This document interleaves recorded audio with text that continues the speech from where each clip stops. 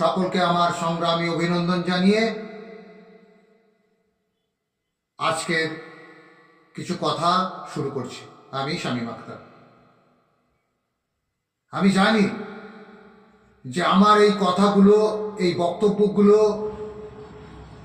আপনাদের অনেকের পছন্দ হচ্ছে না, গায়ে জ্বালা ধরছে।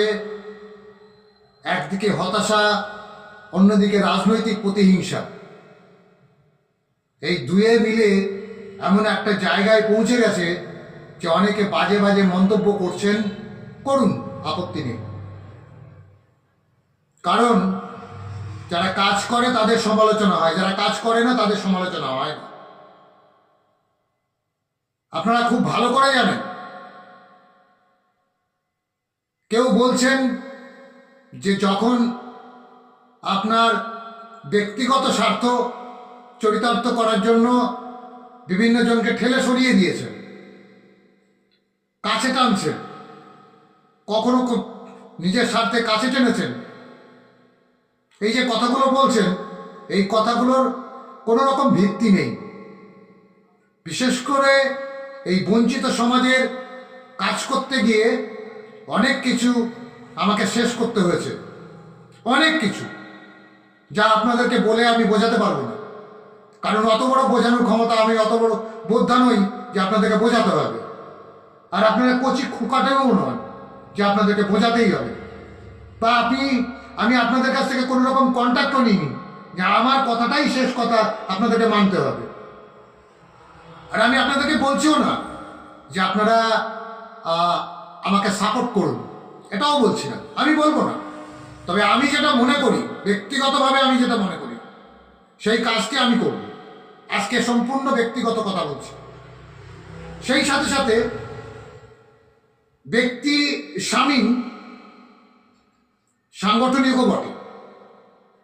সংগঠনের বাইরে এতদিন পর্যন্ত কোনো কাজ করেনি মানুষের স্বার্থে। সংগঠন মানে কি, কার স্বার্থে? কে সংগঠনের সদস্য? কে? মানুষ তো, আর কেউ তো না। আমার কাছে কোনো হিন্দু, মুসলমান, খ্রিস্টান, জৈন কিছু নেই। আমি মনে করি যে আমি মানুষ হওয়ার চেষ্টা করছি। মানুষ কতটা হতে পেরেছি তা মানুষ বলবে, আমি বলতে পারবো না। সারা পৃথিবীতে যে অসন্তোষ তৈরি হয়েছে, একটা সামাজিক অসন্তোষ তৈরি হয়েছে, সে দীপু দাস থেকে পেহলু খান পর্যন্ত বলতে পারেন, গাজা থেকে পাকিস্তান বলতে পারেন, আফগানিস্তান বলতে পারেন, সমস্ত জায়গায়। আমি এত আন্তর্জাতিক সম্পর্কের বিষয়ে আমি বলতে চাইছি না। তবে আপনারা যেভাবে কথাগুলো বলছেন, সেই কথার পরিপ্রেক্ষিতে এই কথাগুলো আসছে। আমি কিন্তু অসীম সরকার নই, আমি মমতা বন্দ্যোপাধ্যায় নই। অসীম সরকার আর মমতা বন্দ্যোপাধ্যায়ের মধ্যে পার্থক্য আপনারা দেখছেন? না, আমি কোনো পার্থক্য দেখছি না। তারা মানুষ হতে, মানুষ হওয়ার নাম করে তারা কি হয়েছে তারা নিজেরাই জানে না। সুতরাং আমি অন্ততপক্ষে তারা ভাই বোন আপনাদেরকে পরিষ্কার করে বলি, আমি আজকে একটা কমিটমেন্ট করেছি। আজকে নয়, একদম প্রথম থেকেই আমি এই কমিটমেন্টটা করে আসছি। কারণ আপনারা আমাকে নেতা বলবেন কি ছাতা বলবেন, আমার ওসব দেখে লাভ নেই। আমার বক্তব্য হচ্ছে, যেখানে বঞ্চিতরা মার খাবে, আমি শামীম আখতার সেখানেই যাব। আর সেটাই শুরু করেছি।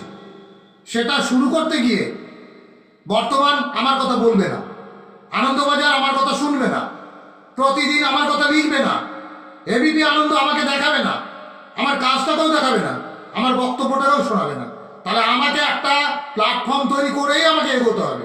সুতরাং আমি মনে করি বঞ্চিতদের একটা প্ল্যাটফর্ম আমি তৈরি করতে চলেছি, প্ল্যাটফর্ম করছি।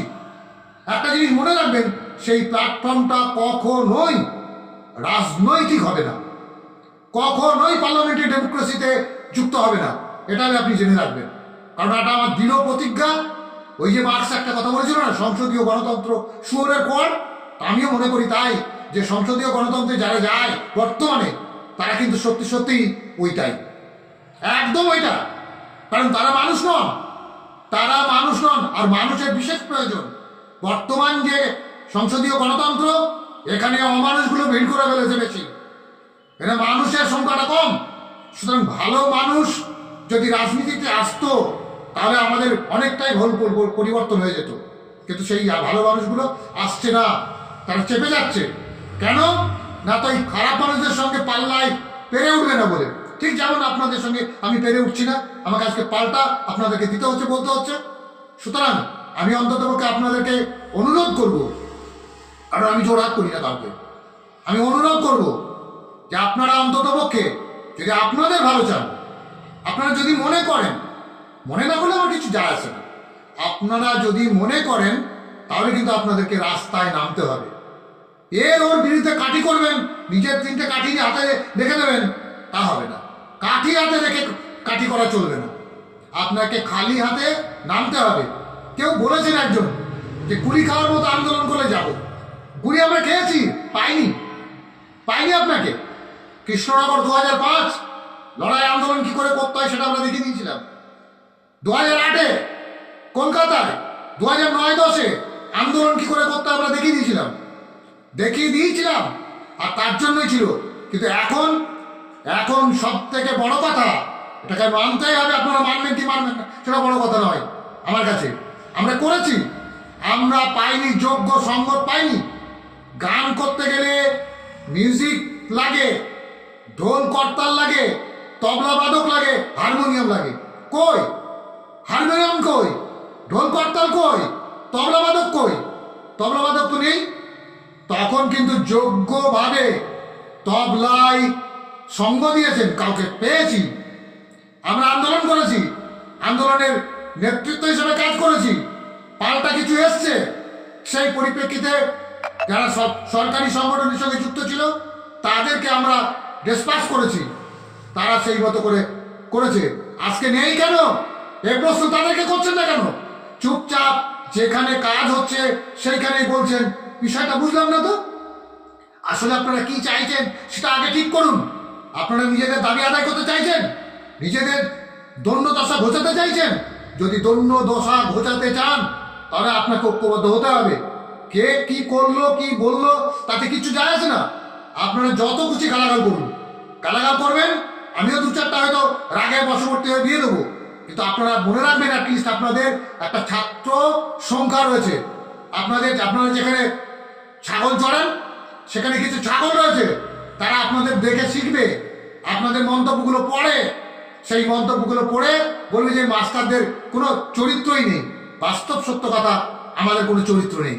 আমরা চরিত্রবান যদি হতাম, চারিত্রিক দৃঢ়তা যদি আমাদের থাকতো, অনেক আগেই আমাদের দাবি আদায় হয়ে যেত। আমরা চারিত্রিক দৃঢ় থেকে অনেক পিছিয়ে এসেছি। সুতরাং আপনাদেরকে অনুরোধ করব, আবারও বলছি অনুরোধ করব, এই ভিডিওটা যারা নিজেদের সমালোচনা করছেন না, ঘরে বসে শুধু কাটিবাজি করছেন, সোশ্যাল মিডিয়াতে বলছেন, ফেসবুকে হাত দিয়ে বলছেন, ইউটিউবে আসছেন, কেউ বলছে ইউটিউবার হতে হবে, অবশ্যই ইউটিউবার হতে হবে, অবশ্যই আপনাকে সাংবাদিক হতে হবে। আপনার কথা আপনাকেই প্রকাশ করতে হবে।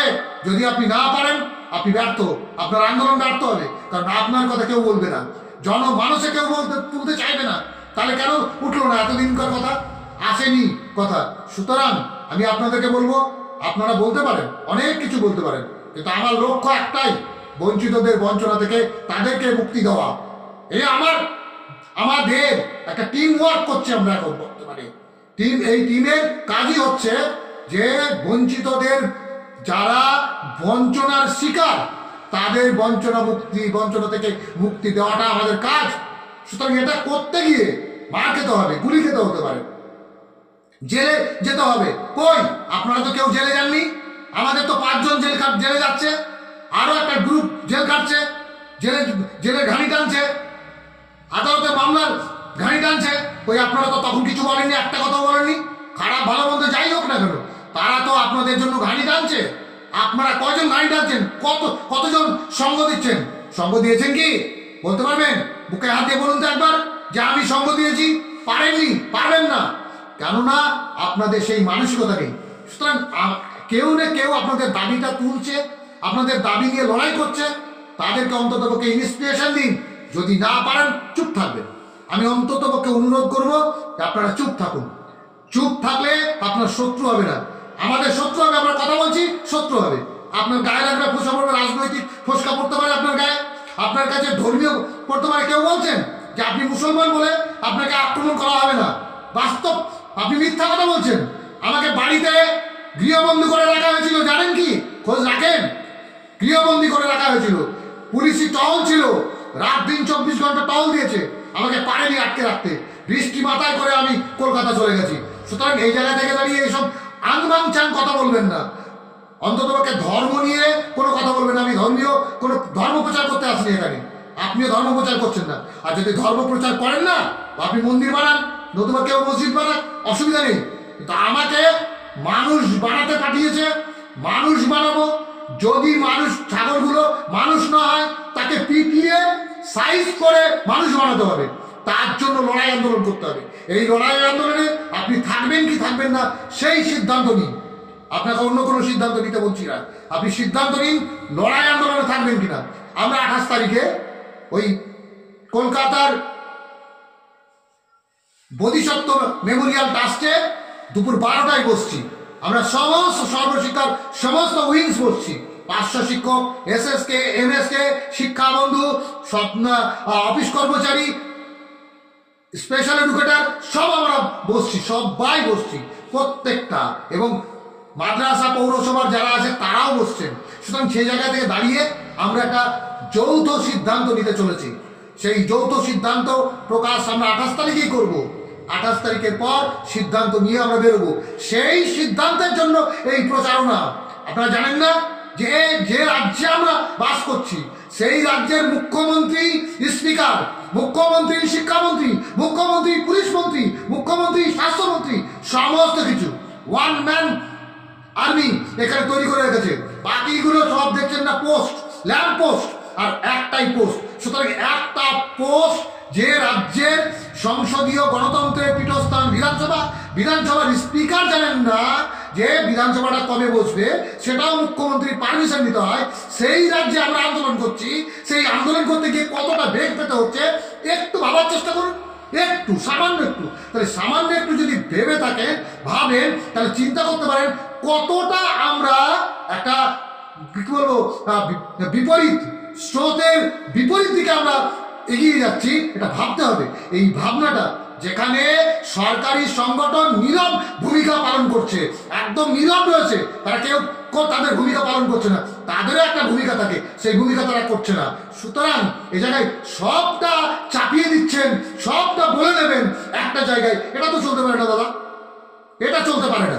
সুতরাং বলবেন, সমালোচনা করবেন, অবশ্যই আপনাদের সমালোচনা আমাদের পাঠেও হবে, এটা তো এ বিষয়ে কোনো সন্দেহ নেই।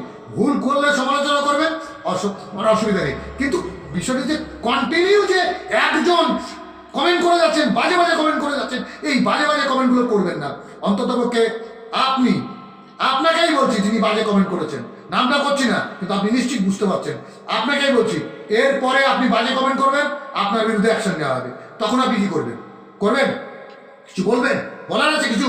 তাহলে আপনি এই বাজে, অন্ততপক্ষে হিংসাত্মক কথাগুলো পরিহার করুন, সৃষ্টিশীল কথা বলুন, গঠনমূলক সমালোচনা করুন। আমি ফেরেশতাও নই, দেবতাও নই, আমার মতো ভুল আছে, কাজ থাকতে পারে, কাজ যারা করে তার ভুল হয়, আর ভুল সংশোধন করার জন্য আপনারা রয়েছেন, সমালোচনা করবেন।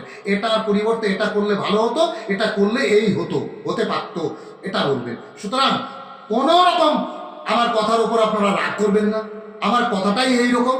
সুতরাং আমি যে ফেসবুকে বাতালে মারছি তা না, আমি ওপেন মাঠেও বাতালে মারি, এইভাবেই বুক চিতিয়ে লড়াই করি। আপনারা দেখবেন বিকাশ ভবন অভিযানে, আপনারা দেখে থাকবেন, ফুটনোটগুলো দেখুন, তাহলে বুঝতে পারবেন। সুতরাং এই জায়গাটায় কোনো রকম কার্পণ্য কৃপণতা আমি করি না, আমার সব থেকে সেরাটুকু দেওয়ার চেষ্টা করি বঞ্চিতদের মঞ্চে। সুতরাং আপনারা সঙ্গে থাকুন, ভালো থাকুন, সুস্থ থাকুন, গঠনমূলক সমালোচনা করুন, এইটুকু বলে আপনাদের কাছে বিদায় চাইছি।